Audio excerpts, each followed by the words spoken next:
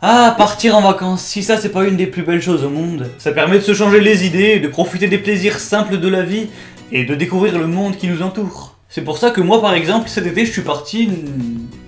nulle part. Bon, j'ai passé mon été dans ma chambre à faire des vidéos, mais bon, c'est pour une noble cause, enculé, c'est pour une noble cause. Moi je suis un bosseur, ok? Toi petit enculé, t'es parti où en vacances? En Californie, motherfucker! Ah, mais ferme-la, salaud! Bon, après j'ai parlé un peu vite, hein, partir en vacances ça va, c'est pas un truc de fou non plus. Hein. Je me rappelle particulièrement d'un séjour dans la Creuse quand j'avais 5 ans. C'était pas foufou, hein, à part les champs et les champs, et il y avait rien de fou. Bref, aujourd'hui, que vous soyez parti en vacances ou pas, et que vos vacances aient été pourries ou pas, je vais vous présenter 6 des pires endroits où partir en vacances. C'est parti!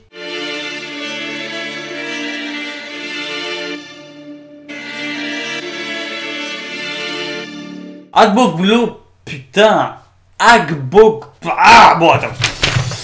Agbogblochi, voilà, est une ville située à proximité de Accra, la capitale du Ghana. Selon le classement 2013 des ONG Green Cross et Blacksmith Institute, Agbogblochi serait la ville la plus polluée du monde.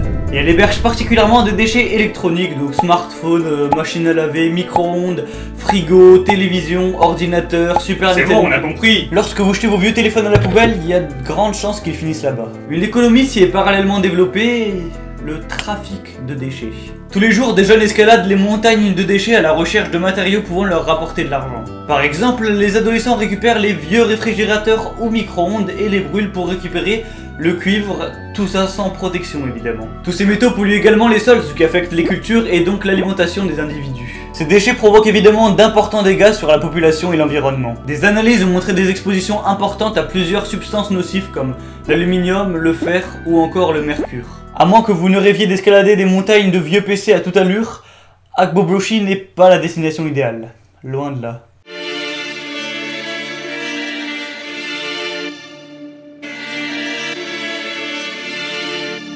Vous avez tous sans doute déjà entendu parler de la catastrophe nucléaire qui a eu lieu à Tchernobyl en Ukraine. En 1986, la centrale nucléaire Lénine a explosé, ce qui entraîna une libération massive d'éléments radioactifs très dangereux pour la santé et pour l'environnement. Bon, alors je vais vous épargner toutes les explications de pourquoi et comment l'explosion a eu lieu, parce que ce serait trop long et c'est pas le thème de la vidéo.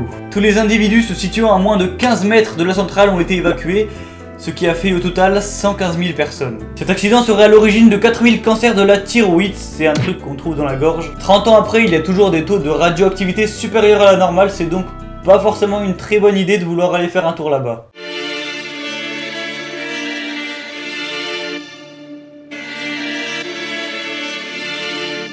Les fleuves, les rivières, c'est juste super pour passer un bon moment. Tu peux y faire du canoë, du rafting, de l'hydrospeed. Mais c'est peut-être pas une bonne idée de pratiquer ces activités dans le fleuve dont je vais vous parler. Le fleuve Citarum se situe en Indonésie sur l'île de Java. C'est la principale source d'eau de l'île, que ce soit pour l'irrigation des cultures ou pour les besoins directs des habitants. Le souci, c'est que le cours d'eau est très fortement pollué par les rejets des entreprises industrielles, voire même des habitants eux-mêmes. C'est donc plus une source de contamination qu'une source d'eau. En 2013, une étude a montré que les concentrations en fer, en aluminium et en manganèse étaient 4 fois supérieures aux doses recommandées. Heureusement, le gouvernement indonésien a commencé à s'occuper du problème et va déverser une grosse somme pour réhabiliter le fleuve.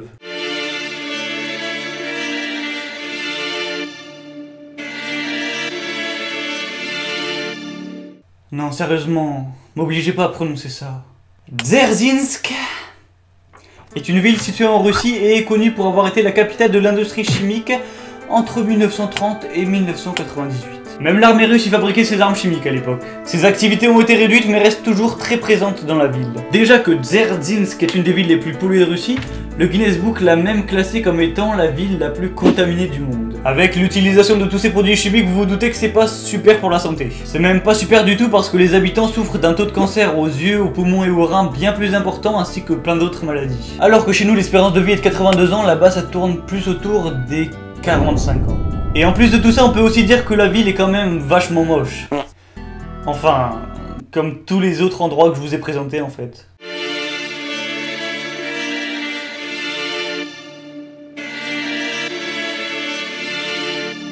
Kalimantan est une région de l'île Bornéo située en Indonésie. L'endroit est célèbre pour son nombre important de mines d'or.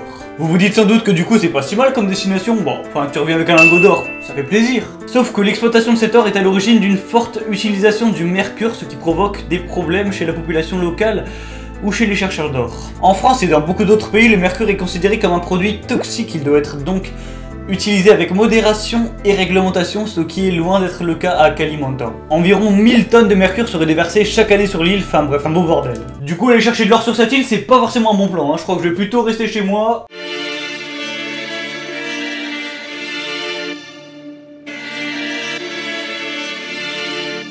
Le delta du Niger est un delta situé au Nigeria. Sans déconner. Cette région densément peuplée est fortement contaminée aux hydrocarbures. La zone est réputée pour son sous-sol riche en pétrole. De nombreuses compagnies pétrolières se sont donc installées pour extraire ce pétrole. Et ils se font pas chier parce que c'est près de 2 millions de barils qui sont produits là-bas chaque jour. Par cause de nombreuses fuites de pipelines, c'est entre autres ce qui sert à transporter le pétrole, le fleuve et ses alentours se retrouvent extrêmement pollués. Et cette pollution peut causer des cancers ou des cas d'infertilité. Et pour ceux qui ne sauraient pas ce qu'est l'infertilité, en gros c'est tout simplement quand tu ne peux plus faire d'enfants. Bon voilà, comme tous les endroits qu'on a vus dans la vidéo, ça fait pas envie. On en a donc fini pour ces 6 endroits qui ne donnent pas envie de partir en vacances. Alors en réalité c'était aussi 6 endroits parmi les plus pollués. Mais j'ai préféré appeler la vidéo 6 des pires endroits où partir en vacances parce que je trouvais que ça sonnait mieux. En tout cas, si vous avez passé votre été dans la Creuse et que vous vous êtes bien fait chier, bah estimez-vous heureux. Comme d'habitude, si la vidéo vous a plu, n'hésitez pas à mettre un petit fils de pute et à vous abonner à la chaîne si c'est pas encore fait. En attendant la prochaine vidéo, vous pouvez me retrouver sur les réseaux sociaux. Juste ici. Et n'oubliez pas de parler de la chaîne autour de vous si vous pensez que mes vidéos en valent la peine, évidemment. Allez, sur ce, c'était Warky, je vous dis bye tout le monde et geekez bien.